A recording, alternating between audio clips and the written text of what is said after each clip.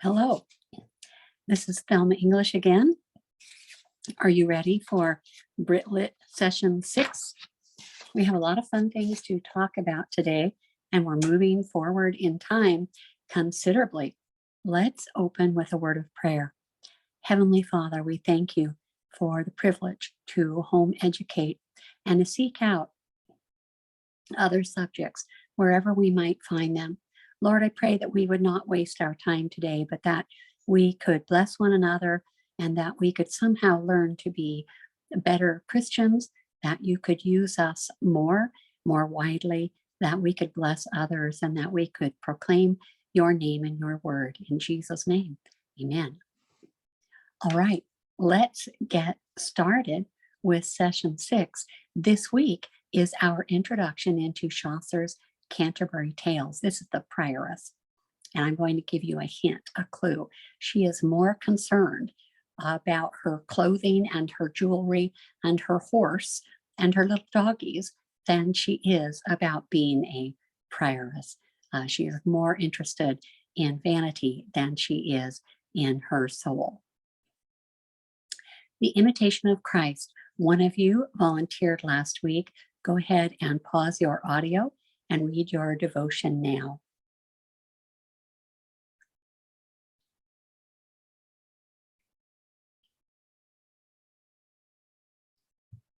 Okay, we're back. I trust, excuse me. I trust you are enjoying The Imitation of Christ. Feel free to read more of The Imitation of Christ. And when you volunteer to read the next week, choose your selection early. Read it out loud 2 or 3 times out loud so that you can practice reading it, so that you read it well, so that others will be blessed. Session 6, we have our York Play reading quiz. It's just a few questions. I think it's 6 questions. This quiz is 10% of your first quarter's grade. And you're also turning in your Everyman, your Everyman study guide, which is a great portion, 35% of your first quarter grade. And grades 11 and 12 also have a short paper on either the York play or Everyman, showing Catholicism in that play. And hopefully you were able to do that well, even if you're not Catholic. We're reading this week from our syllabus, but we're starting the Canterbury Tales. I ordered a copy of the Dover Canterbury Tales, and I was not happy with their selection. We can't read them all. We'd have to be an English major in college to read them all. So I have selected some, and I've printed them in our syllabus on pages 99 to 167. And I've also added some footnotes and endnotes and things like that to try to help you along a little bit through the Canterbury Tales. We are not reading these in Middle English. We are reading these in modern English, and the author has tried to make them rhyme. And so you lose a little bit of the flavor by rhyming, but Chaucer wrote them rhyming, and so you gain that. We'll be working on this project for 3 weeks. The study guide is due session 9. You do need to download the Chaucer Canterbury Tales study guide and type in your answers. Do not mess up the numbers. Be sure and set your answers apart from the questions. Either print them in another color, not yellow or something hard to read, or print them perhaps in a different font. Set them off, put a line space between them so that your grader will not mix up the questions with the answers. Please don't delete all of the study guide notes from your study guide. I know that makes you print a few more pages, but if you do some English in college, you will be grateful to have those study guide notes. Those are important, and I do expect you to read those and use those as you go through the tales. All right, our reading quiz of the York play. There are only 6 questions. Please answer them true or false, or yes or no. Your first question, you can miss one. You can miss one, and it only costs you 10%, which gives you a 90% grade, which is an A-, but it's still an A. If you miss 2 out of the 6, then you are starting some serious issues. You read it in your sleep, or you didn't read it very well. So your first one is 10%. Anything after that. So if you miss 2, then you've missed 26%, which leaves you 74% as a grade. So 6 questions, true or false. Go ahead and pause the video now and take the quiz.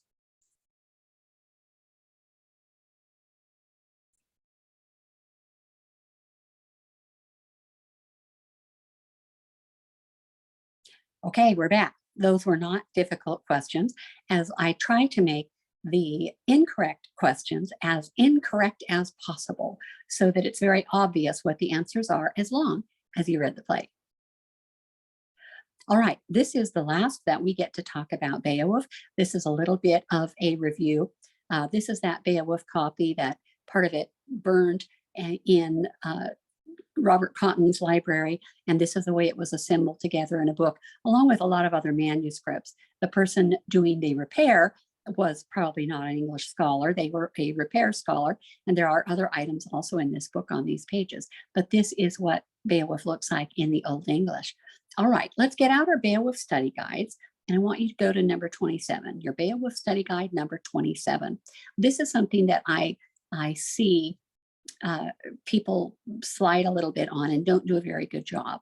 This is the page that describes that marvelous sword. Number 27 asks you to describe the sword Beowulf uses to kill Grendel's mother. And I tell you to confer, look at those lines 1556, 1563, 1606, etc. These are all the line numbers. So I've even given you the line numbers where you can find this information. And what does the author of Beowulf tell us about that sword? And I am just using a long string of quotes right from the text, which I have cited correctly. You can print this slide if you need to later.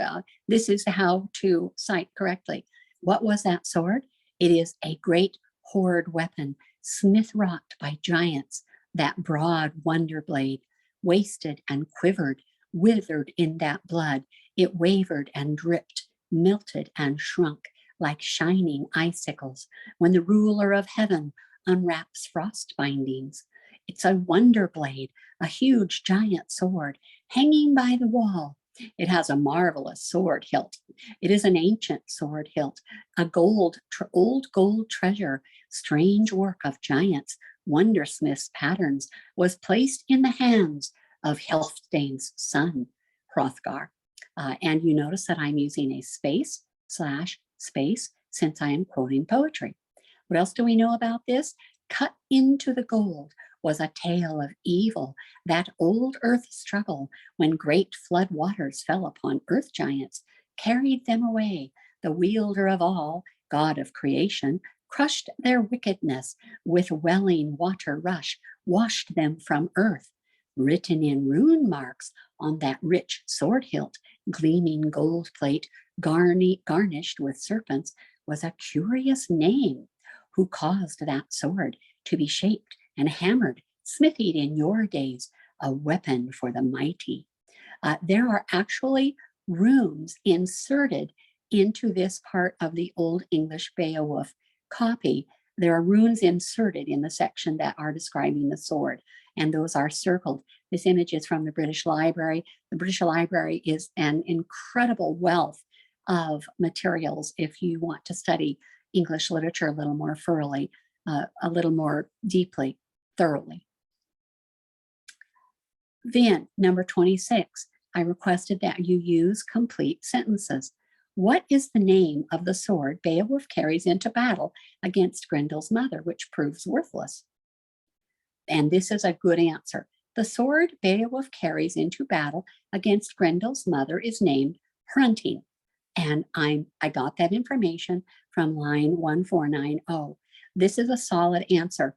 If you say, what is the name of the sword Beowulf carries into battle, and you say Hrunting, that's not a complete sentence. You have to please use complete sentences, and we'll see how charitable your parent or facilitator or teacher is as far as how much to take off of 1 point for not using a complete sentence. I take 0.5, I take half of 1%. And you see runes here on the left. I have been reading a little bit about runes lately. You notice that they're all straight lines. There are no curved lines. And that may be so that they can be more easily carved into stone. Makes sense. Thorough answers and punctuation, please. Number 6 in your Beowulf study guide. Take a look in your guide and let's see what you did. Based on the use of the word weird in lines 455, 477, etc., what is the meaning of weird, W-I-R-D, in the Saxon world? And I told you to look at syllabus, page 43, and to look at the glossary. So this is my reply, and I'm using mostly a quote. Weird is, and now I begin my quote. You do not have to use blue for your answer. You do not have to use red for your quote marks. I'm simply using 2 colors to highlight that this is my quote. Weird is the pagan notion of fate and the source of our word weird. In Old English, after the introduction of Christianity, it becomes providence. Christian concepts brought into Mercia had to be defined using the existing vocabulary, as is true with Bible translators today. Fate, weird, and God are almost interchangeable in Beowulf. Weird implies choice and a providential hand. Weird is the theme of Beowulf. That's a very thorough answer. And that's a 5-point question. So it is important, isn't it? How many points was the question about the sword? The question about the sword is only 1 point. I still expect a good answer on that. All right.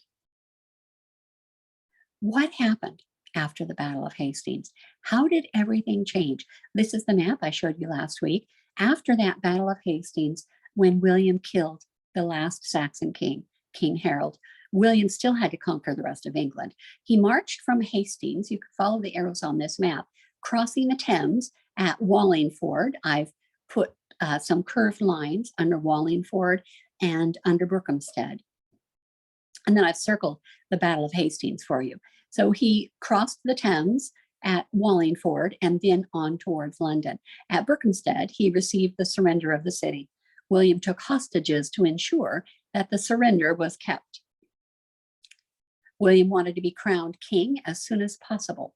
His coronation took place on Christmas Day, AD 1066. It was held at Westminster Abbey, which had been built by Edward the Confessor, Harold's previous king. And Edward the Confessor had started to build Westminster Abbey, and yet he did not live to see it completed. And so William is crowned here. This is Queen Elizabeth II. This is her coronation from 1953.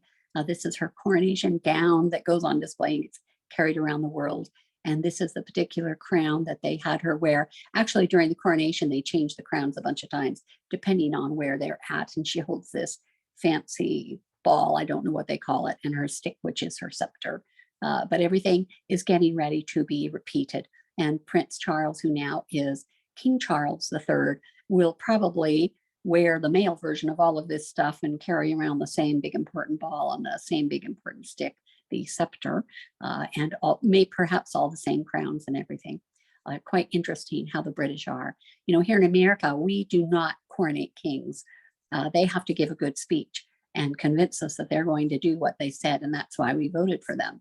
So our presidents, they don't get to go through all of this stuff. They do have inaugural balls, things like that. So Queen Elizabeth, apparently a very good queen from 1953 to 2022. Coronations have been held in Westminster Abbey for the last 900 years, since 1066, when William the Conqueror was, well, since before that. The George IV crown, which is shown here, the one she wore for part of her coronation, boasts 1,333 diamonds and 169 pearls. If you ever go to London, you can go and see all of the fancy crowns and jewelry and things like that. That is the royal collection from the last 1,000 years. And you actually stand on a thing that moves. It's not steps, like a treadmill thing that goes very, very slow.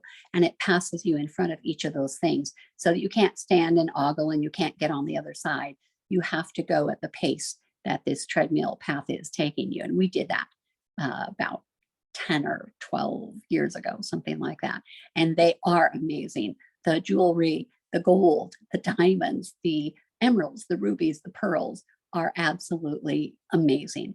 I read something this morning that said Queen Elizabeth's crowns, one of her crowns that she wore, contained 4 pearls that were from Queen Elizabeth I, back in the one who died in 1603, that those 4 pearls had been her earrings at her coronation. So these things are very much great sentimental value for the British. Here in America, we don't really do that thing, but in Britain, it's a big deal. This is Westminster Abbey. It is quite impressive. Many, many, many people are buried there. They have a poet's corner. Chaucer is buried there. They have, I told you last week, Darwin is buried there. And it does seem a little odd that you walk across all of these graves. Some of them are set in sepulchres around the edges and have their beautiful coffins there, and you walk around them. But some of them are just under stones on the floor, and the stones on the floor are almost like tiles. And so you walk right over them, and it does seem a little bit disrespectful. Here in America, when we go to graveyards, we don't step on the flat headstones. That's inappropriate. But in Westminster Abbey, you have to walk all over all of these headstones. It's kind of interesting.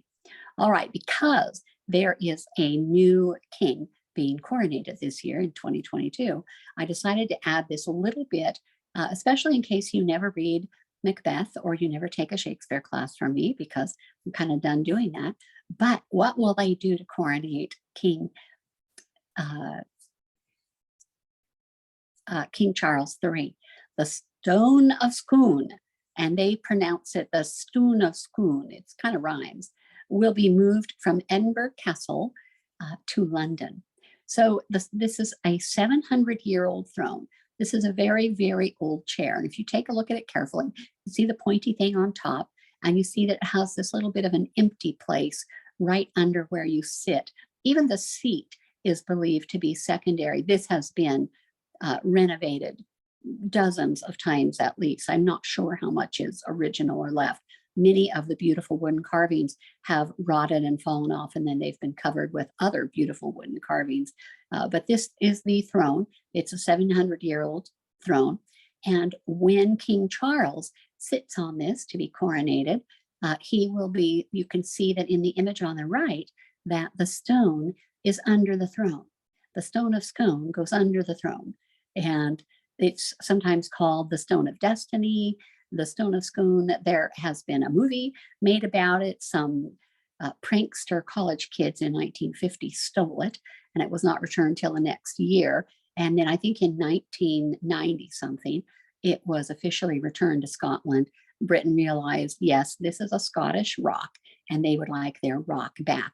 It may have even had inscriptions carved onto it, but there are no inscriptions on it now. In fact, I believe that it even has been broken and stuck back together. So when they coronate a new monarch, they have to go to Edinburgh Castle, where the stone is kept. Supposedly, it's the Genesis 28 stone, the stone that Jacob put his head on in Genesis 28, and then had the dreams of the angels descending and ascending into heaven. And so the idea is that this got carried all around the world and ended up in Scotland. It has some miracles associated with it. I don't believe there's any way that it's actually the Genesis stone from Genesis 28, because Jacob, this would be about 1800 BC or 1700 something BC. So we're talking 3,700 years ago. For that stone to be kept track of would be quite unusual. However, if you're British, you probably believe it is the stone. So before they coronate King Charles III, they'll have to go get the stone, and they will bring it under lock and key with a police escort. And then afterwards, they will take it back. And that is the scone where, that throne is where Macbeth, in Shakespeare's play Macbeth, he goes to Scone to get coronated, and he would have been sitting on this chair. And I like to talk about that during Shakespeare. There's a handout for Shakespeare. I'm not sure that ever made it to the Brit Lit syllabus. And this is Westminster Abbey, absolutely beautiful. This is a painting of a coronation. Photos of Queen Elizabeth's coronation are all in black and white. Her coronation was also the first one that was televised. They had movies and all of that. Think about it. When she was coronated in 25. I don't remember the year. It was in a prior slide. Everything was black and white and video was very difficult. However, her coronation was televised. And this is what the inside of Westminster Abbey looks like. And there you see she's sitting on a different chair. You wouldn't want to break the throne, but there is the throne. And so she will sit on that and you can see the stone while she gets inaugurated. Excuse me. But here you can see the painting, and you can see that throne and the inside of Westminster Abbey. From an illegitimate birth to being a king of England. This is William the Conqueror. This is a painting of him, so that first British monarch. There was a Scandinavian leader. This guy's name was Rollo. He's from 1,000 years ago. And he had brought his people from Scandinavia all the way to Normandy, which is France on the coast, in the 10th century. Those are the 900s. And he became the first Duke of Normandy. William the Conqueror was a descendant of that leader, Rollo. He was born in 1028. He was also known as William the Bastard because he was the offspring of Duke Robert I of Normandy and his mistress, Herleva. Now, to be illegitimate is to not be recognized, but he was his father's only male heir. So he was a young boy when his father died, and he was the heir to the throne because there was no other boy. But soon his guardian was killed and he was on his own. Pevensy Castle, remember when he landed at Pevensy for the Battle of Hastings? Pevensy Castle was built by William at the landing site of his fleet. These walls are 4 meters thick. That's like 4 yards thick, 12 feet, 13, 14 feet thick. This is quite a castle. There's not much left there. William had a claim to the English throne through his blood relative, King Edward the Confessor. So King Edward the Confessor, who we think told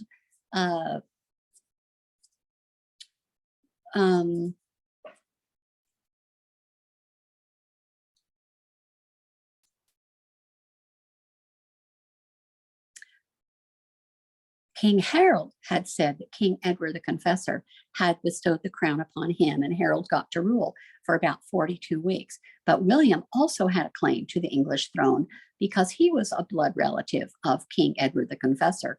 But when Edward died, January 5, 1066, Harold Godwinson was crowned king. This is the Harold we talk about. William gathered a fleet of ships and sailed to Hastings, where he defeated Harold. And we saw that last week in the Bayeux Tapestry, which was really fun. This is Hastings Castle, completed by AD 1070. That's only 4 years after 1066. And this is along the seashore. You can see the ocean in the background. So Hastings was another of William's early castles, built just down the coast from where he landed at Pevensy. The castle established a base of operations for William's forces from which they raided the English countryside prior to the Battle of Hastings. So he had a fortress here so that he could kind of go around and raid the countryside. If you've read the Iliad and the Odyssey, you remember in the Iliad, in classical lit, you remember that in the Iliad, while the Greeks were camped on the beach to go attack Troy every day and fight, they had a base, and from that base they could go around and ransack, steal women and cooks and all the people that they needed to complete the servile jobs that they needed, and to get food and steal from them and things like that. So this is what William does too. They raid the English countryside prior to the battle to get whatever they need. Dover Castle, you've heard of Dover. William used the ruins of a previous fort. Most of these were previous Roman forts or Roman ruins of some kind, and he used those ruins to build this castle. Dover overlooked the route to France by sea and the road to Canterbury. That's where St. Augustine came with his 40 monks in AD 597. And I told you to remember that. You'll need that for quizzes and exams. Augustine, not the original Augustine who died AD 410 that we read about in classical lit. This is one of the many Augustines named after that St. Augustine. So this Augustine went down into Northumbria and ended up in Canterbury, but he brought down his 40 monks in AD 597. And that was very important because that's bringing Christianity in for the second time. And Dover overlooks that route, the way that you go to Canterbury, and it overlooks the way to get to France by sea. So it's a very important spot to be able to keep an eye on your enemies. And when we're talking about Canterbury, and we will in a few more slides, in 1170, so 1066 to 1170, about 104 years, Archbishop Thomas Becket, so move forward in time, or 100 years, Thomas of Becket will be martyred at Canterbury, and it will become a sacred place for a pilgrimage. And that's what it's all about in the Canterbury Tales. And from Dover, from this castle in Dover, you can see the people on their way going to Canterbury, which will be important in about 100 years. All right, here's a modern view of the White Cliffs of Dover today. You can see why they're called the White Cliffs of Dover. They're very white. And now, of course, you've got all types of apartments and hotels and luxury things up there. But I have pointed out where the castle is. That's the castle William of Normandy built. And then you can barely see off in the distance, right at the top of the White Cliffs, the Pointe du Hoc. And Pointe du Hoc is the place that the 105 Rangers climbed up in World War II to rescue France. This is Dover Castle. These are tunnels that were used during World War II. This is where people could sleep and people could be attended to by doctors. And these are just tunnels from the Dover Castle that were utilized in World War II. This is from 1984. 1984, Ronald Reagan was the president of the United States, and it was the 40th anniversary of D-Day. D-Day was the day that 156,000 American, British, and Canadian forces landed on 5 different beaches along a 50-mile stretch of heavily Nazi fortified coastline. This coastline at Normandy had all types of things. We got to visit there 10 or 12 years ago, and it's absolutely incredible. And this big pillar right there behind Ronald Reagan is it's a memorial that was put up. It's a great big thing. You can see it from far away. And it is, when they took possession of Pointe du Hoc right there, it was a big, big deal. And they did this at a very high cost of life. Army Rangers in 2019 climbed the Pointe du Hoc to honor the 135 Rangers who were killed or wounded 75 years earlier on D-Day. And of course, they have some really cool climbing nets and everything they get to climb up. On D-Day in 1944, those 135 Army Rangers, it'd be in the Navy, they would be the Navy SEALs. The Army, the elite group, is the Rangers. And the Rangers climbed up that. They didn't have ladders and these convenient things that are in this picture for the reenactment in 2019. They had to climb up that cliff with Nazis shooting at them. And so, of course, many of them died. And it was absolutely crucial for them to get up that cliff because just past that cliff are giant cement fortifications that the Nazis held with great big guns that should shoot clear out to sea as far as the closest that the ships could come. And so they had to get rid of these big cement bunkers. They had to kill the people in the bunkers so that all the ships could bring the rest of the people in.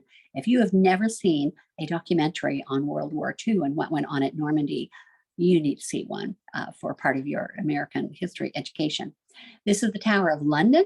Prior to his coronation in London on Christmas Day in 1066, William sent troops ahead to capture the city and build a fortification. So troops went ahead to London, captured the city. He had captured the rest of England, so they couldn't put up much of a fight, which later became the Tower of London. This wasn't completed until after his death. Little original material remains. It has been busted and broken and remodeled. We also visit there if you want to see all the armor and the shields and the weapons, the spears, and the dark, dungy, horrible places where they locked up their enemies. All of those things are there, and you can walk all around in the Tower of London. It's quite creepy, but I think it's really important historically. If you ever go to London, you must go through the Tower of London. Windsor Castle.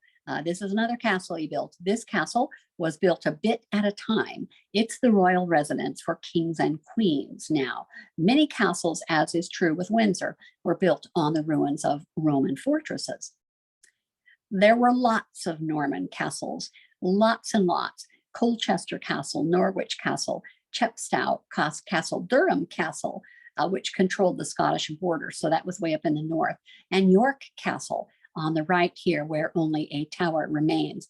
But there were lots of Norman castles built all over the English countryside, and some of those you can go visit. They have incredible libraries and things like that.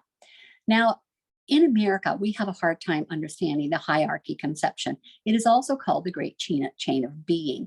We have a really hard time understanding this because we do have a vertical view of us and God, our maker. And but we have a horizontal view of us and everybody else. We don't bow, for example, to the president. We don't bow, lower our eyes. We don't refuse to look him in the eye. We don't kiss the president's hand. Catholics do a little bit of that, but we don't do that here in America. So it's rather difficult for us to understand this whole conception of this hierarchy where one person is more important than the next. This is a rather complete view. God would be at the top. Just under God would be Jesus and Mary. Mary because she's the mother of Jesus, Holy Mary. And so Mary's right up there with Jesus, and then angels, and then the Pope and the King, and perhaps one would be above the other depending on who is more powerful that generation. Then the barons, the knights, the squires, the freemen. Men in general, women in general are less worthy on the hierarchy conception. And in children, women have authority over children, and even children have authority over animals, and animals are more important than the plants, and the plants are more important than the earth itself. And you can see what has happened today for about 100 years, a little more than a couple hundred years perhaps, that this hierarchy conception, you could turn it completely upside down, and that would fit today. That would fit today, that the earth is at the top. There are organizations called Earth First. We have Earth Day. We don't have God Day, where we all acknowledge God. We have Earth Day. And the plants are more important, animals are more important than children. And that's how we end up with abortion. You can go to jail for killing a seal or something like that, but you can have all the abortions you want. So things get a little tricksy. We even have more authority given to women now. We're trying to reverse things of women being subservient to men. And so very often now women are elevated above men. And this is the hierarchy conception. You need to remember that idea. It's called the Great Chain of Being, or the hierarchy conception. They both refer to the same thing. William of Normandy also gave lands to the church because the Pope, and of course, it's all free to him, right? So he can give it to whoever he wants. So the Pope had supported him in his claim to the English throne. One of the first promises William kept was to build an abbey to celebrate his victory. And so this abbey at the site of the Battle of Hastings is called Battle Abbey, and there are these ruins. And when we get to the Romantic poets later on this year, they wander through Abbey ruins and fall into raptures at the sight of all these ruins and all of this history. He chose the site of the Battle of Hastings, and the abbey became known as Battle Abbey. It's said that the high altar was built at the place where King Harold lost his life. And I don't know if that's absolutely true, but it could be because it was built pretty much immediately after. I really enjoyed this whatonearthbooks.com little cartoon, as though there's a newspaper. King Harold falls at Hastings as the Normans invade England. They say that a month is a long time in politics. It's even longer if you're an 11th century English king. That means in the 1000s. And then you have the little story, and I kind of enjoyed that, so I want to share that with you. All right, let's get into the Canterbury Tales. If you have your copy with you, it starts on syllabus page 99. I took my syllabus pages 99 through 166. I pulled them out of my syllabus, and I have a stapler that will staple more than 50 pieces of paper and staple them together to make a kind of a booklet to read. So if you have a stapler that will do large amounts of paper, it certainly is easier to read taken out of your 3-ring binder, out of your notebook. And so if you have that with you, or open your notebook to page 99, and you can kind of see what we're talking about. Chaucer is extremely important, and the Canterbury Tales are important for the development of the English language. Chaucer served under 3 different kings, and he managed to keep himself out of trouble, even though his beliefs were often at odds with the king. After you've read the Canterbury Tales, you will also marvel at how he kept out of trouble with the stories that he wrote. The language he wrote in was the one which every Englishman from peasant to king would have understood. He chose to write in what we now look back and call Middle English. And it's a blend of French and Saxon English and Old English. Now, we'll also be talking about St. Thomas of Becket, who lived about 1118 to 1170, definitely to 1170, 100 years after the Norman conquest. He was murdered. We begin our story with the story of St. Thomas of Becket, the Archbishop of Canterbury in England. And if you have a chance to go there, you must. It's a great cathedral there at Canterbury. On December 29, 1170, 4 knights of King Henry II's court, because yes, William is dead and there are other kings now, of King Henry II's court entered Canterbury Cathedral demanding that Archbishop Thomas of Becket appear before them. They want to see him right now. And in this lovely piece of artwork, you can tell who Thomas of Becket is because he conveniently has a golden halo over his head. Frequently we see that around Joseph or Mary and Jesus so that you can tell who the holy person is. And of course, the top of his head is lying on the floor. His mitre hat is lying on the floor and the top of his head is in it. And he's bleeding profusely. He's dying rather quickly here. This is the split second view before he falls over with the top of his head missing. The Archbishop came to meet them, asking what they wanted of him. This is inside Canterbury Cathedral. It's quite impressive. Nobody goes to church there, just visitors go. To this, they replied, so the Archbishop came to meet them, asking what they wanted of him. To this, they replied, we have come to kill you. And they hacked off his head. Not really his head, they hacked off the top of his head because they still have the top of his head there at Canterbury. They have the top of his head, they have his, I think, hare's cloth underwear. Very holy people wore the roughest, most uncomfortable underwear they could find so that they would always be in reminisce that so that they would always remember that they were just passing through. And so they have all of those things at Canterbury Cathedral, and people still go there to visit those relics because the top of his head and the blood that they collect and put in a barrel and then fill it with water. And then you can get a little bit of that blood if you donate money. And you just keep adding water from the last 1,000 years. And yet you still theoretically do still have a few cells of his blood. And so they hack off the top of his head, I should have said. Canterbury Cathedral held the relics of Thomas of Becket. So after he's killed, they collect up his blood, the top of his head, his rough underwear and things like that. They save all of those things because those are now relics. And miracles are associated with relics. The idea is that you come on a pilgrimage to Canterbury, you donate some money, you might buy a pilgrim's badge. This is hundreds and hundreds of years old, this pilgrim's badge. I always think it's kind of funny that they have just his head since the top of his head was cut off. Maybe they should have had, I don't know. But it always seems funny to me. And you still can get little things. We brought home a Canterbury cross, which looks like a plus sign, a Christmas ornament from Canterbury Cathedral. And miracles began to be associated with this cathedral. In the Catholic belief, Catholics are quite superstitious, as are Jews. And in Catholic belief, if you have a relic, if you have some of St. Thomas of Becket, he was a martyr, so his blood is more important. If you get to see the top of his head, it's kind of like Thomas's doubting finger. There are several of those in all over Europe. And miracles are always associated with these items. So you go on a pilgrimage to go to Canterbury Cathedral and pay money, you donate money, and then you get to see these relics, maybe even hold one of them or touch them and hope that you can be cured for whatever's wrong with you. Or if you have been a soldier, a knight, for example, in the Crusades, and you've killed innocent people, you might hope to be forgiven if you can get to Canterbury and touch these relics. But the idea is that these relics will contain some type of healing or something. And of course, that's not Protestant at all. After all the miracles, a shrine was put up in the cathedral. Becket was canonized a saint. People set up on a pilgrimage to Canterbury Cathedral to pay homage to the shrine of St. Thomas of Becket. And lots of people went to Canterbury, all types of people who were sick or needed favors or wanted forgiveness or wanted some special favor from God to be granted. The relics of cloth, the top of his skull, hair, blood, and his brains were kept in a reliquary, a special box usually covered with gold. Some believed that even the shrine had healing powers. And these types of shrines, these golden boxes, usually these were carried in procession around town once a year, something like that.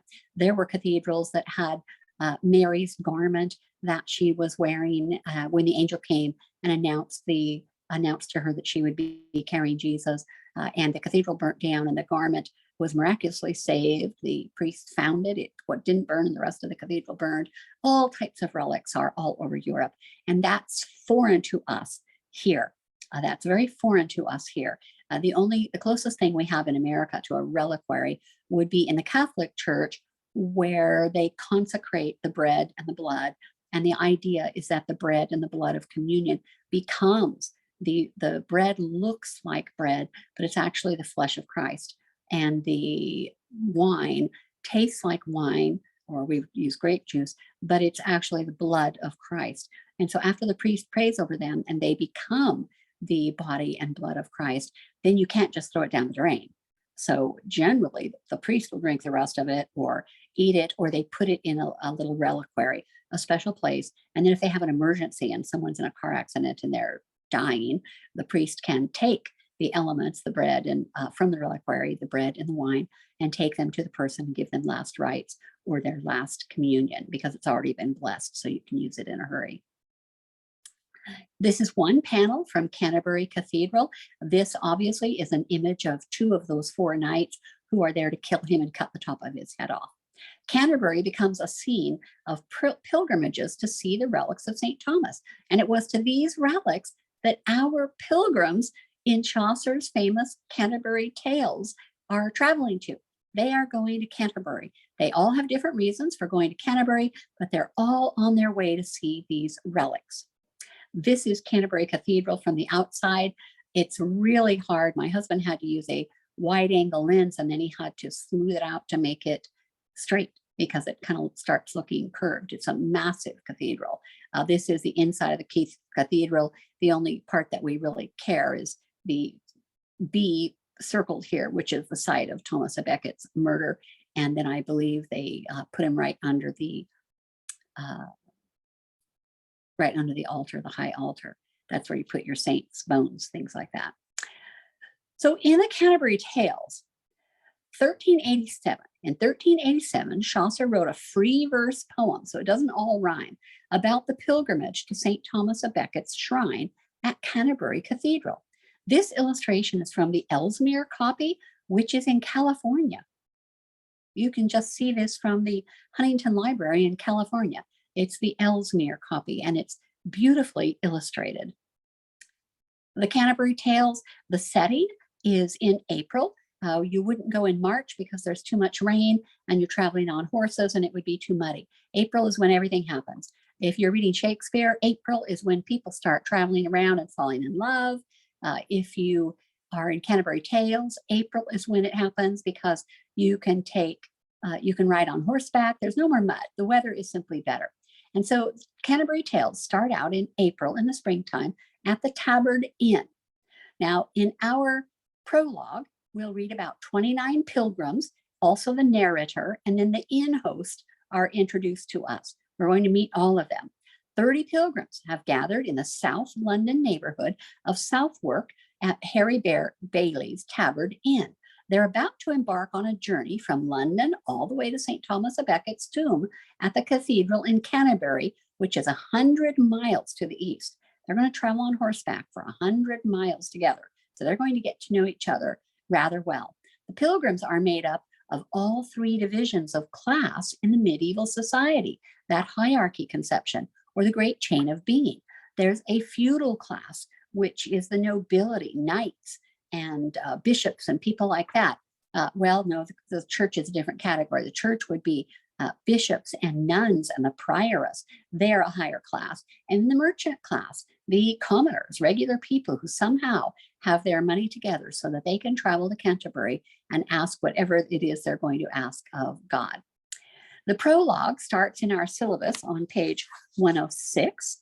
You can go to your syllabus, page 106, and see the prologue, which is really fun. The prologue mentions Here begins the book of the Tales of Canterbury, and we hear about some 9 and 20 in a company of sundry persons who had chanced to fall in fellowship, and pilgrims were they all that toward Canterbury town would ride.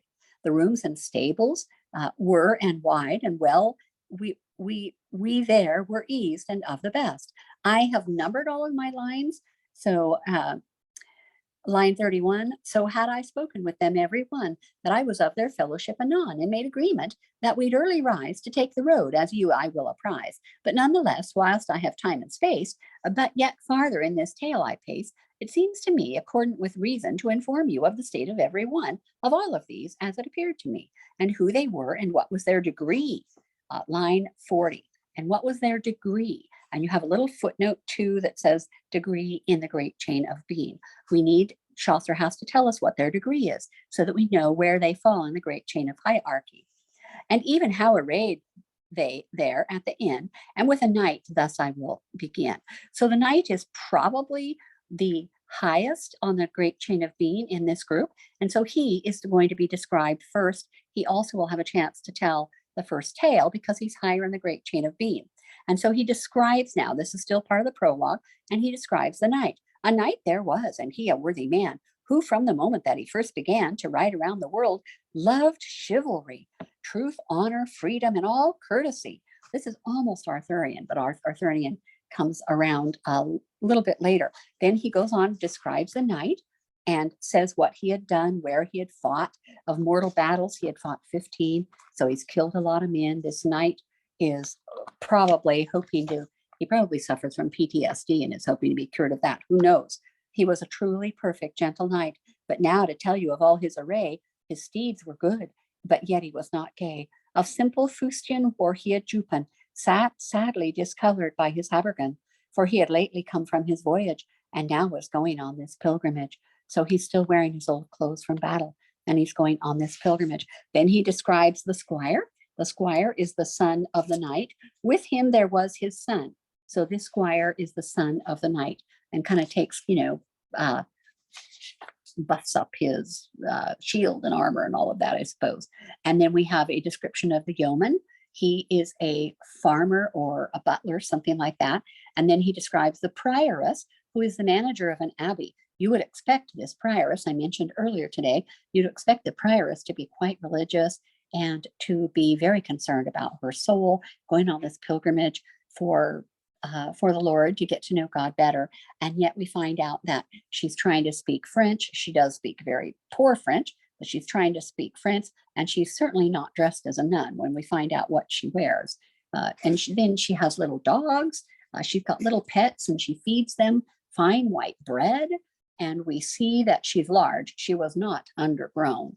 And that is an understatement to say she was quite fat. And then on her arm, you can see I have underlined, this is syllabus page 107, column 2, and near the top of the page, and this would be the last 4 lines of the paragraph in the upper right of page 107, and I have underlined for you, of coral small about her arm she'd bear a string of beads, and godded all with green. And therefrom hung a brooch of golden sheen, whereon there was first written a crowned A, and under amor vincit omnia, which means love conquers all. So this prioress, this is probably her, her beads that her rosary beads that normally you would feel, and each one you would remember a different station of the cross, the path of Jesus on the way to the cross. And the idea of the rosary is that if you finger each of these larger beads in between, these larger beads, that then you would reminisce of what Christ has done with you and all that he had suffered. And what she does is she's got her rosary, it's all wrapped around her arm, and it's coral beads, and they're all green. She wears her rosary, I tell you in a footnote, like a bracelet. It's coral with green separators. And instead of having a cross at the end of her rosary, as we would expect with a rosary, she's got a capital letter A with a crown on top. And then the words, love conquers all. So this is a very romantic in worldview prioress. she is not a very religious prioress. So he paints a word picture for us of all of these religious characters. And of course, we would expect the prioress to be a very religious woman. And instead, we see that Chaucer is painting quite bright, colorful pictures of all of these pilgrims. And they're quite funny when we think about what they should be. Then the nun, she had a little nun with her, and he doesn't give us any description of her. The three priests, so she has her chaplain, and of priests, she'd three, and the priest is three, makes three, might be possible. Probably something wrong, corrupted in the text between she and the nun and her priest. That would make three of them rather than three priests. And then the monk. Now remember, a monk has taken a vow of poverty. He should be dressed poorly.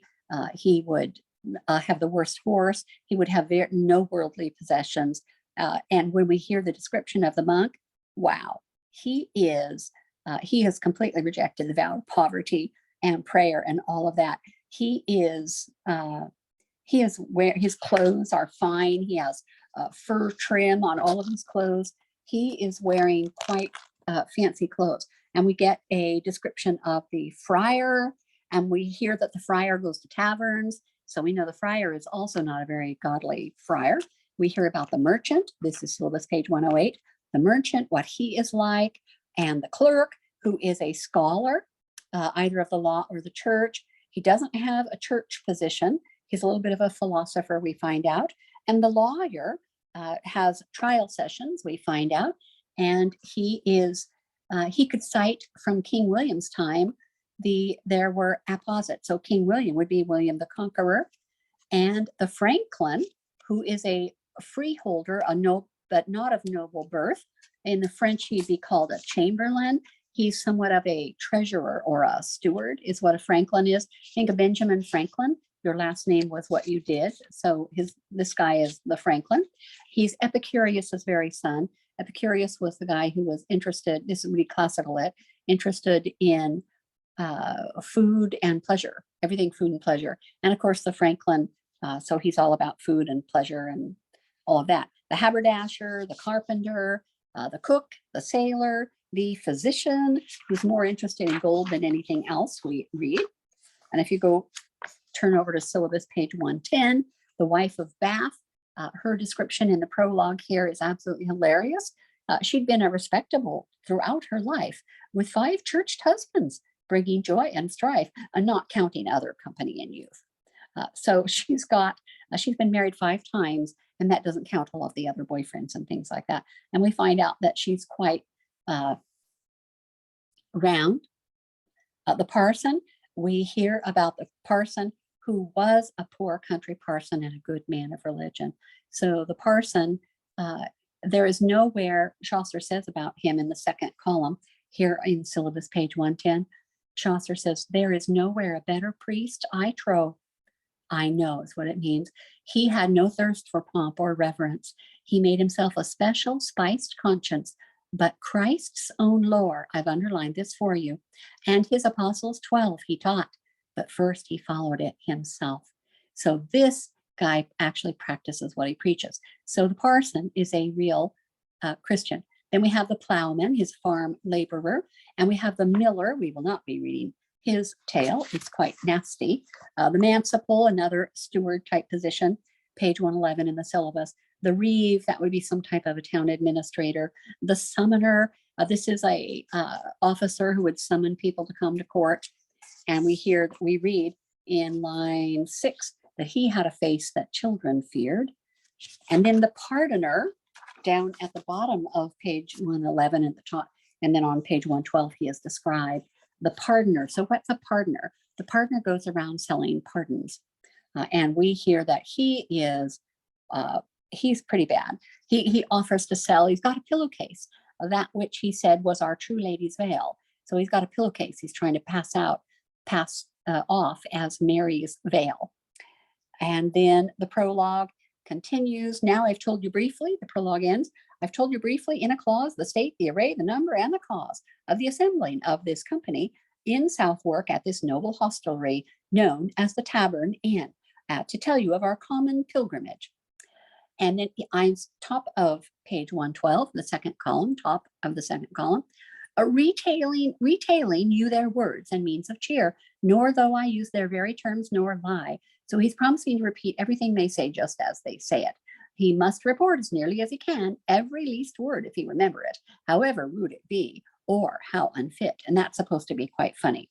So they're off to Canterbury. And then at the bottom of page 112, I have underlined for you in the right-hand column that each of you beguiling the long day shall tell 2 stories as you wend your way. Turn the page, 113, to Canterbury town, and each of you on coming home shall tell another 2. So they're supposed to tell 2 on the way and 2 on the way back. That would have been a lot of tales, and we don't have that many tales. Chaucer did not tell that many tales, but he does tell us, page 113 in the syllabus, the underlined sections in the second column. Let's here decide who first shall tell a tale. Sir Knight, said he, my master and my lord, you draw first. Whether by chance or whatsoever cause, the truth is that the cut fell to the knight. So the knight's going to be the first one to tell the story, probably because he's higher on the great chain. Here ends the prologue of the book, and in the next page, turning syllabus to page 114, begins the knight's tale.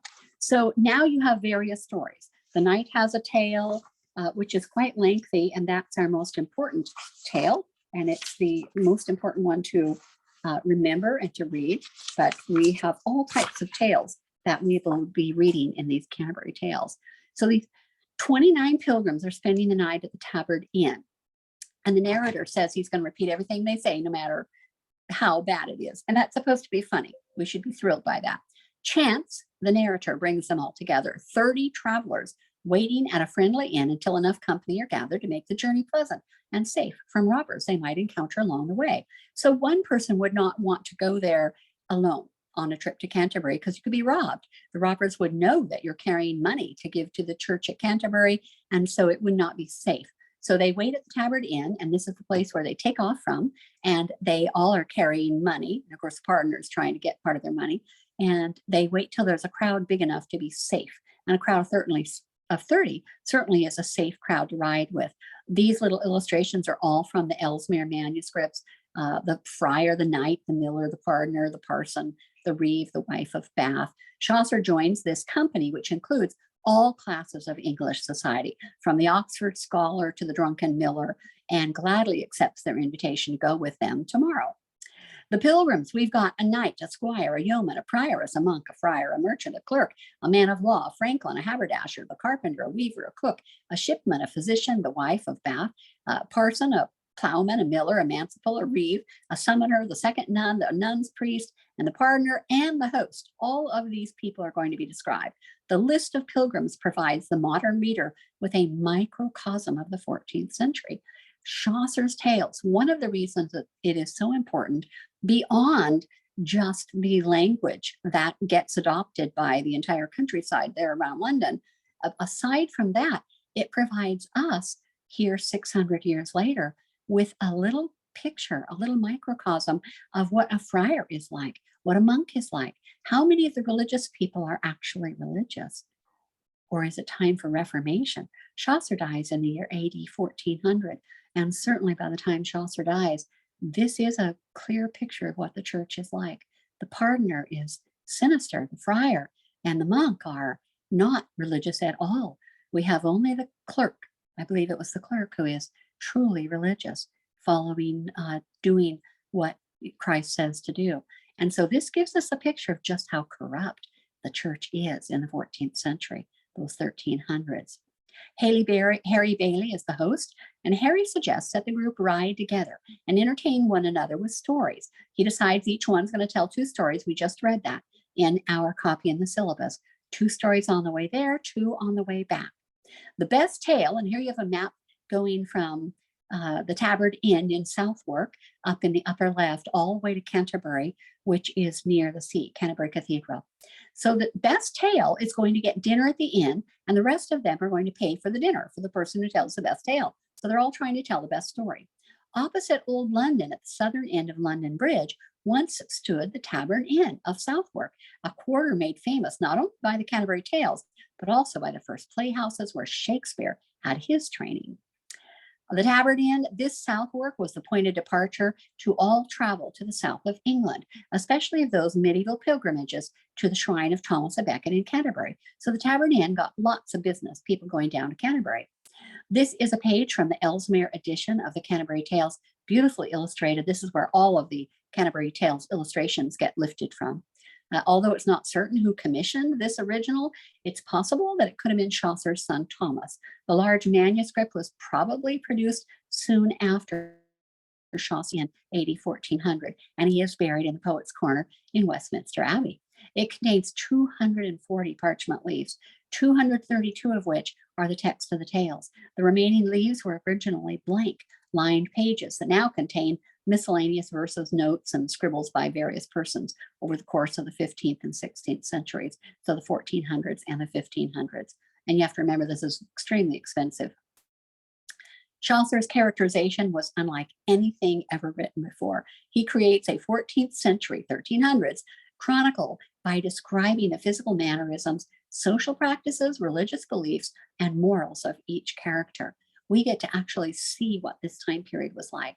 Some characters are serious, others are comical. Chaucer reveals the malpractice of the clergy and makes fun of them. The feudal class, we meet some of the nobility. The church class are at least clergy, the friar, the prioress, the monk. The merchant class, these are the commoners who also are going. After the pilgrims are introduced in a prologue, each character tells his or her own tale. And now you know that the knight's tale is first and it's best. Many of the tales share similar themes. Some are told in response to others. For example, a story about the fun of immorality is followed by a story about the punishment of sinners. And we're not going to read the story about immorality. It'd be the Miller's Tale, and it's quite dirty. Chaucer wrote 24 tales. The Wife of Bath, and this is why I print my own, because too many of them are things that we are not appropriate for high school level. We wouldn't be reading those. The Wife of Bath, you're going to get a kick out of her. This is his picture of her, expresses a revolutionary view of marriage. She tells the pilgrims that the head of the house should be the wife. Her experience with her 5 husbands has taught her this. The host seems to be the common denominator in the motley crew.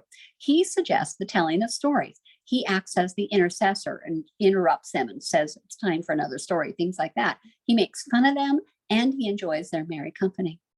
The Wife of Bath, we read that she'd been respectable throughout her life, with 5 churched husbands bringing joy and strife, and not counting other company and youth. But thereof there's no need to speak in truth. In company well could she laugh her slurs, the remedies of love she knew perchance, for of that art she'd learned the old dance. She had a lot of husbands and a lot of boyfriends, so she likes to talk about love. Now, Middle English. In the Middle English, if we read the Wife of Bath, it reads like this, and I purposely chose a section that you actually could read quite easily. She was a worthy woman all her life. Husbands at church thus she had 5, without an other company and an youth. The type of satire, this type of satire, which is ridicule by exaggeration, keeps the descriptions lively. So this is fun to read. Chaucer seems to be the kind of man who was comfortable with all types of people. He engaged in conversations easily and extracted their whole life stories within minutes of meeting them at the Southwark Tabard Inn, because he's got a little prologue description of each of them. We see satire in Chaucer. Think about the pardoner. He's kind of sickly, white, pasty, and he sells pardons for sin. This was a grievous fault and error of the Catholic Church in the 1300s. Satire, human vice or folly, is attacked through irony, derision, or wit to attack or expose folly, vice, or stupidity. That's what satire is, and that is what Chaucer does. He makes fun of the pardoner to expose his vice and to show his stupidity. The physician, he kept the gold he gained from pestilence. So the gold he gets from helping people to get a little better, he keeps all the gold. For gold in physic is a fine cordial, and therefore loved he gold exceeding all. Gold was the best medicine, and so he loves gold more than anything. The clerk's tale is one which glorifies women. We could read this one, but it's a long tale, and we only have 3 weeks. The lovely Griselda, or Giselda, I believe, is ever patient in the face of her tormentor, who is her husband, Walter. Walter's exaggerated, cruel tests of Griselda's faithfulness extend to the abduction of her children with outward show of killing them, when in reality they're just taken safely to a relative. Then it gets worse. Chaucer got the story from Petrarch. Petrarch got it from Boccaccio. Boccaccio got it from a folk tale. And sometimes Shakespeare will pick up and use these also. Griselda is simple and noble. The ultimate test she is given is to prepare the wedding feast and day for her successor, his new bride, or that's what he says anyway. So Walter is trying to prove the worth of his wife. Is she really true? And does all of these torturous things to her, which we would not agree with at all. But it's Griselda is quite the woman. The miller. We read about the miller, the description of him. Upon the coping of his nose, he had a wart. On stood a tuft of hairs.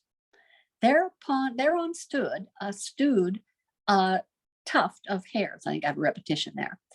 Red as the bristles in an old sow's ears. His nostrils were they black and very wide. The miller's tale has four main characters: John, the old carpenter; Allison, his lovely young wife; Nicholas, the jolly clerk; and Absalom, a young clerk who performs in a mystery play on stage. And you know what a mystery play is. This is a bawdy fableau tale, and we will not be reading it, The Miller's Tale. It has all types of terrible things, people mooning people and things like that. So we don't read The Miller's Tale, and that is in for copy. So that's why we're not using the Dover's copy. So we're just introduced to the miller himself in the prologue. The pardoner will interrupt the wife of Bath in the middle of her story, providing an intermission between the two major topics of her story. The pardoner offers to sell relics and pardons to everybody, especially the host, who he declares to be the most enveloped in sin.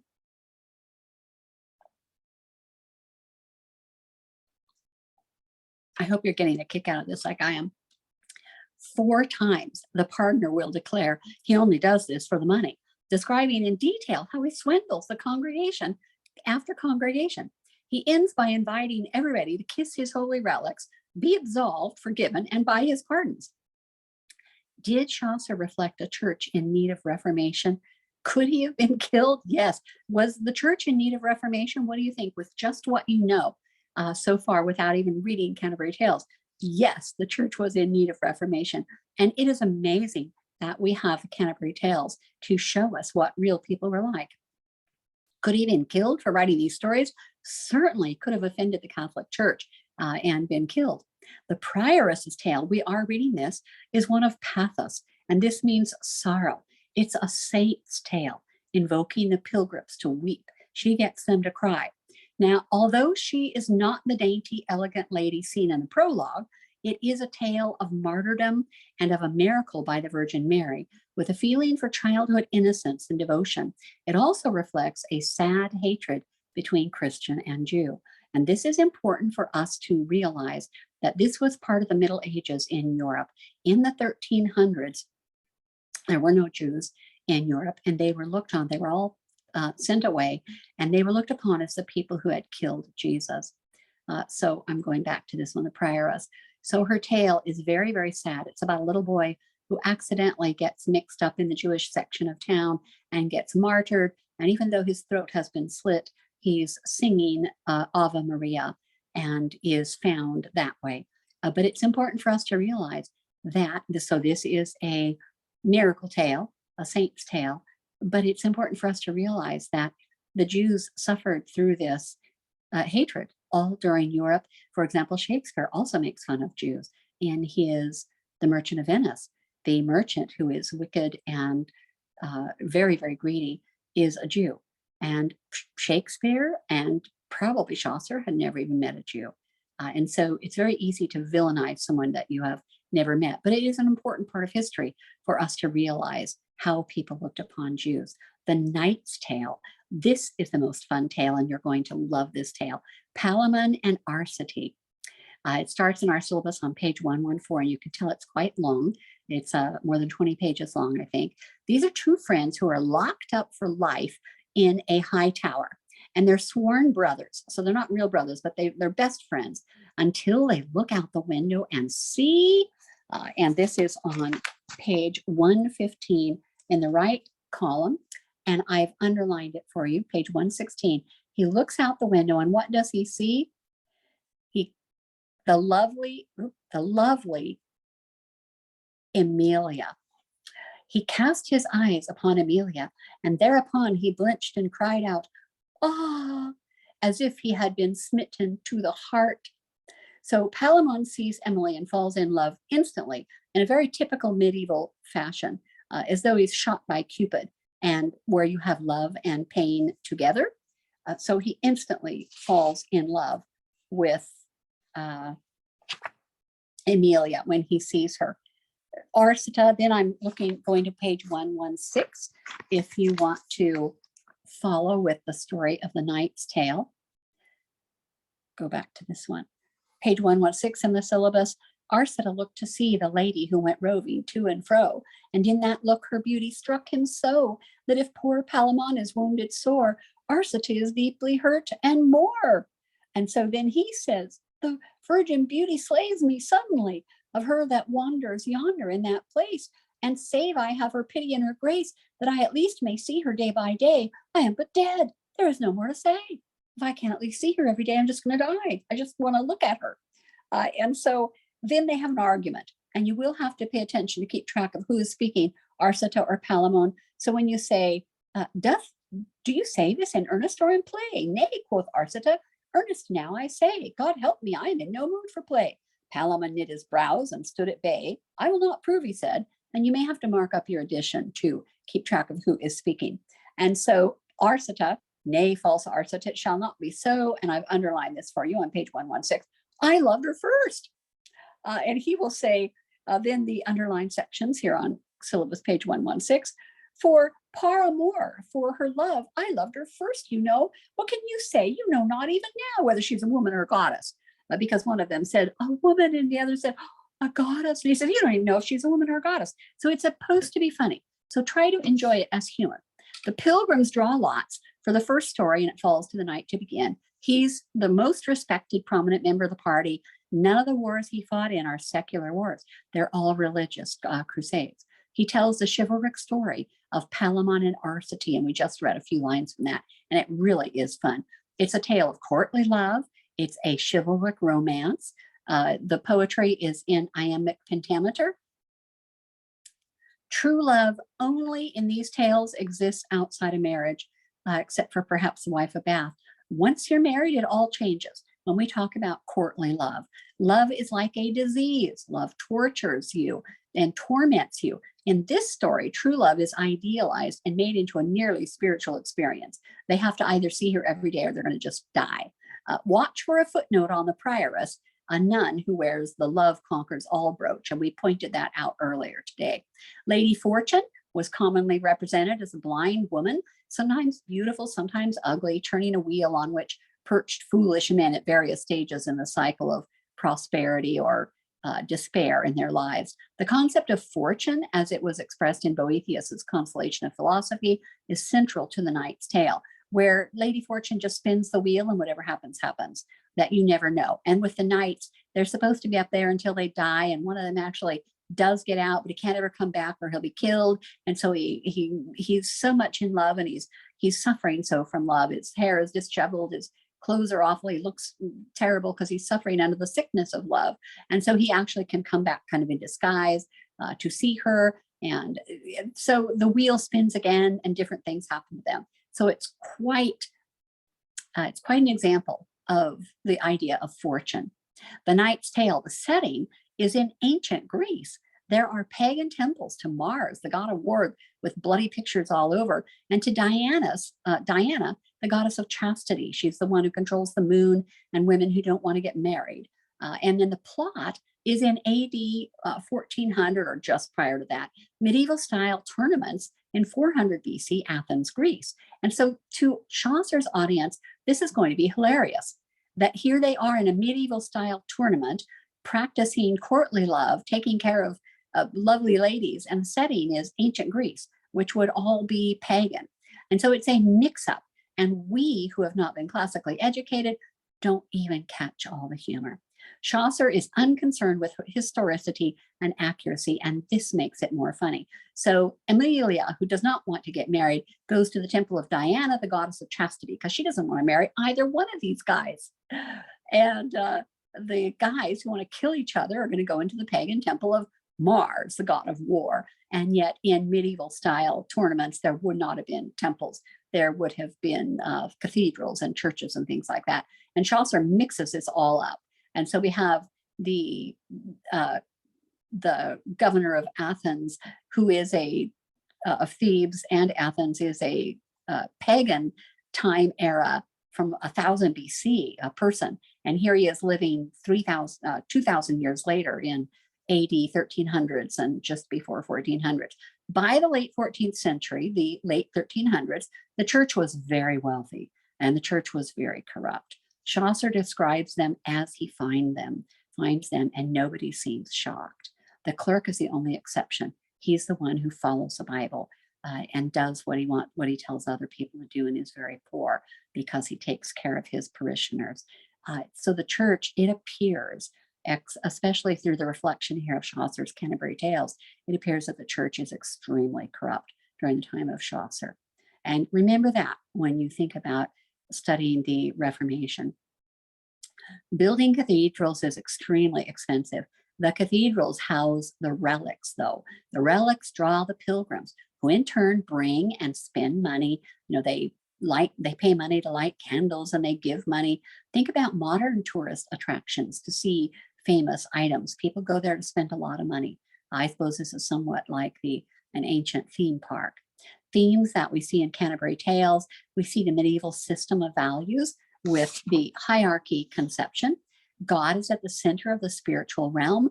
Earth is at the center of the cosmic order. We see Renaissance ideals and savage wit. Chaucer does not even try to be polite about these corrupt church officials. Savage wit. And we see Reformation ideals, shocking for 1387. Right on the threshold of the modern world.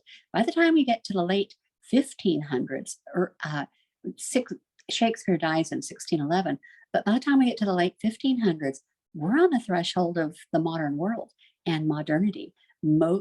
Shakespeare is considered modern language. He's not medieval, he's not Middle English, he is modern English. This is information from someone that I made friends with, who was the chair of English at Southern Adventist University. Dr. Jan Haluska shared this with me, that this is what I would find in the Canterbury Tales, and this was why I must teach it. We've now moved into the medieval time period, away from the Saxon overlords, the period in between the Dark Ages and the Renaissance and the Reformation. Chaucer composed during the High Middle Ages, so the end of the Middle Ages, when most English were still deeply religious and very Catholic. In the ancient and medieval world, the miraculous continuing intervention of God, or gods and goddesses, if you're Chaucer telling the Knight's Tale, was almost universally accepted as indisputable. So people don't dispute miracles, they believe in miracles. The idea of providential history as one long, intelligently designed plan was also undisputed. All of history before Jesus Christ was born was in preparation for the birth of God's Son in the world. All of human history since the crucifixion of Christ points us forward toward his return. It is into this religious climate that Chaucer presents his tales. Chaucer and Wycliffe. While John Wycliffe was sowing seeds of Reformation, Chaucer was providing the vernacular, this common language that everyone could understand, a vernacular that would help to solidify and unite all English people. Feudalism had arisen from the natural desire of the strong to rule over anybody weak. Now, Norman conquerors kept separate from their Saxon underlings, who had, over the centuries, created a type of social class system. The two classes had become separate, with many practicing a type of aristocracy that claimed that the peasant was actually a different kind of person. This ignorant and coarse peasant was not thought to be endowed with the intelligence and noble blood of the Normans. Needless to say, there was no intermarriage, and the two languages had been changing slowly. The French is slowly picking up some Saxon stuff, and the Saxon stuff is slowly picking up some French stuff, and it's all becoming a new language. But there's still a large gap remaining between the two. However, the Normans and the Saxons had begun to think of themselves as Englishmen. So the great chain of being, or the hierarchy conception, there are lots of pictures on the internet trying to describe this conception. The Christian church and the Roman Empire had a supreme head or authority with successive ranks below. Order and hierarchy was accepted. So you had God, the angels, heaven, humans, then animals and plants and rocks and the earth. You had all of these things out of hierarchy. I read this book once. It is the most boring book, and I doubt that your library carries it. But the church elaborated a great chain of hierarchies. Astronomers portrayed the heavens in a hierarchical arrangement also.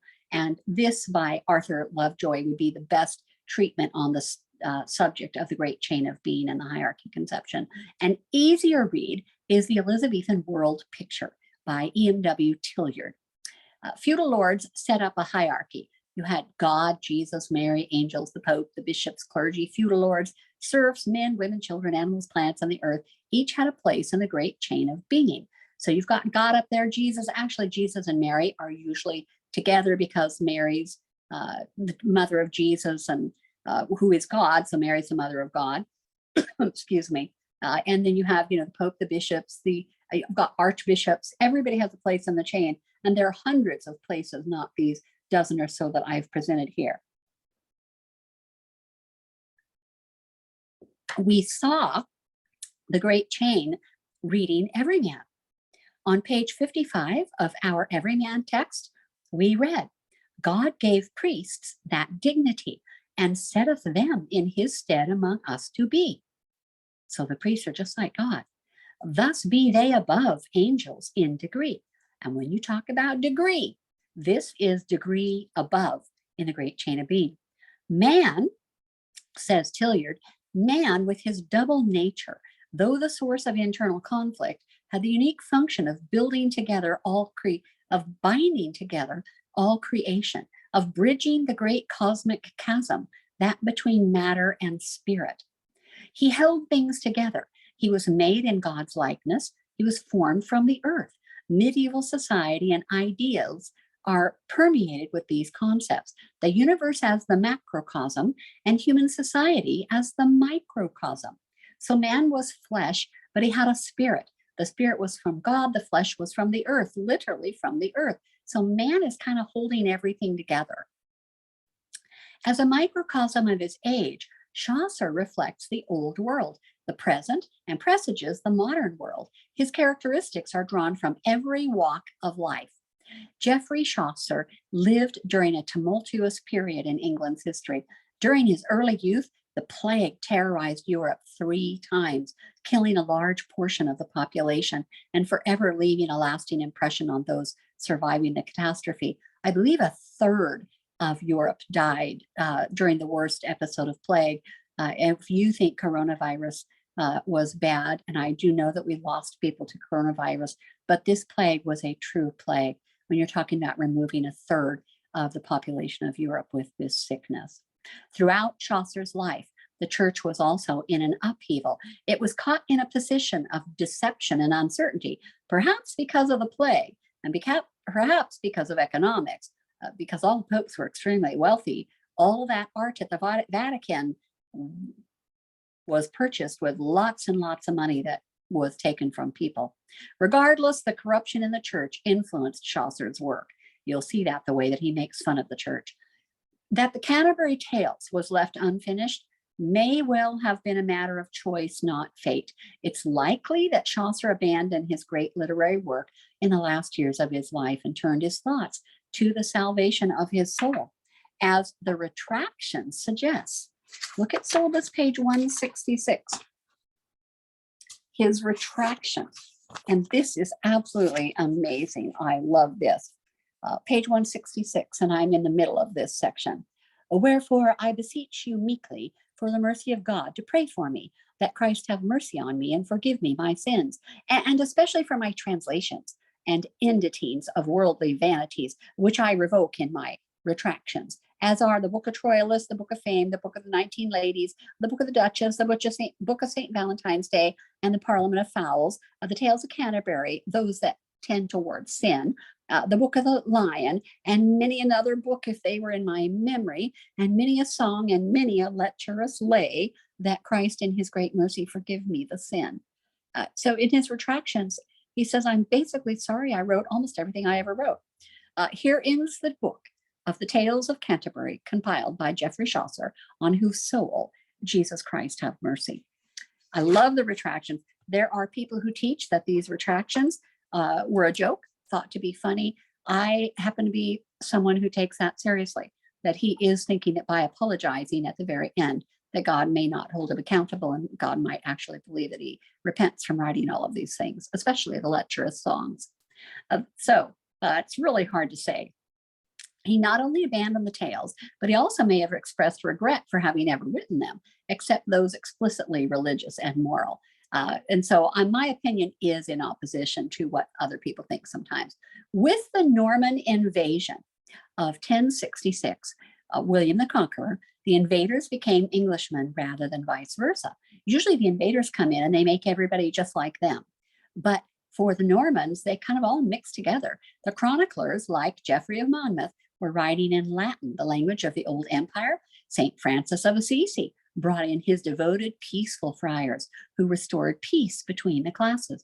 St. Francis Assisi, you'll see him in garden shops done up in cement, because he supposedly was so peaceful and calm that he lived among nature, and birds would come to him and animals would come to him. The language of the conquered becomes the language of the Norman conquerors, a happy fusion of French and the barbaric, rough Old English. He fought in the invasion of France as a shield bearer to King Edward III. He was captured and he was ransomed. Well educated, Chaucer served King Edward III and Richard II for 10 years, running abroad for diplomatic errands. Because his social circle was high society, his audience would have been highly educated and worldly. He probably read the tales aloud to his audience. There were no grand printing presses getting this off to everybody in the country. It was printed, but it would be laborious printing, and people certainly wouldn't have very many copies. Although his works were not published during his life or appreciated by a broad audience, his works and Wycliffe's New Testament are credited today for the development of a national language, which we now define as Middle English. And that's the importance of Chaucer and Wycliffe. With the Bible, with Wycliffe's translation of the Bible into English, everybody learned the words. Everyone learned the vocabulary. With Chaucer's Canterbury Tales, probably read and told widely, also cemented this vocabulary. Having things written down that people are interested in reading, between the two of these, Chaucer and Wycliffe, and you need to remember this, these are the two people that we give the credit for what we now define as Middle English. Both were published and broadly circulated, helping to fuse the Anglo-Saxon, or that Old English, and the Norman French and Latin into a common language. Chaucer laid the foundation of our present English tongue by adapting a vocabulary that was a happy fusion of both Norman French and Anglo-Saxon speech. The Old English of Beowulf, with its Germanic guttural qualities, gave way to Middle English, this melding of Norman French and Old English. Again, from my friend, Dr. Jan Haluska, who since has gone to be with the Lord. What he told me, French is spoken by the conquerors, Old English by the conquered. The two merge until both grammar and vocabulary mix. We don't really speak a language. It's a patois, a combination of French and the English branch of German. We can construct our sentences in the French or German way for great flexibility. And the bulk of words, after the most common 1,000 or so, are French or learned borrowings. Middle English is quite a good deal different from Old English. It had an increased richness. You can even read a little bit of that. I showed you the Wife of Bath. You can read a little bit of it. It had an increased richness in vocabulary. Much of that derived from the French. French was adopted for the genteel speech, a higher society, and to describe genteel actions. And that distinction has persisted into our times. It's not just that we dine on beef rather than eat cow. When an English speaker speaker is engaged in polite conversation, the percentage of our vocabulary derived from French goes up dramatically, just as the percentage derived more or less directly from Latin increases in formal argumentation, so in law and medicine and sciences.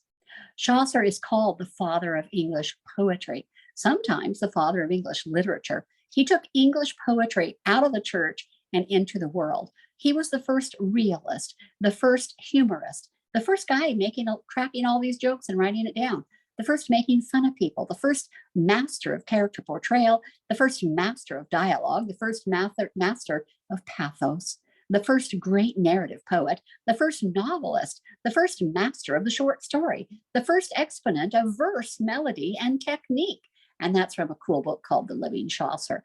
And then you can try and read it in that. Sometimes you can pick those up at bookstores because college kids dump them. He is not only the first, but in some cases, the greatest. Many consider him second only to Shakespeare for vivid character portrayal and witty dialogue. Some consider him third in line, behind not only Shakespeare, but also Milton as well. And that would be Paradise Lost, which of course we are reading later this year, or I will read it for you. He became an example and a model for other English writers to follow and imitate. I am not reading aloud Chaucer. I've never made a Chaucer read aloud, so you're on your own to read that. But I have given you edition that is annotated. Great English literature has followed the forms and traditions that Chaucer established. 2 lines of iambic pentameter, which we call the heroic couplet. And of course, Shakespeare borrows this. Shakespeare indebted to Chaucer for at least Troilus and Cresside and Romeo and Juliet. Those are stories of Chaucer's. Milton called him an immortal predecessor. The first dictionary will not be far behind Chaucer. The Renaissance, the Reformation, had presented new knowledge and ideas which meant new words.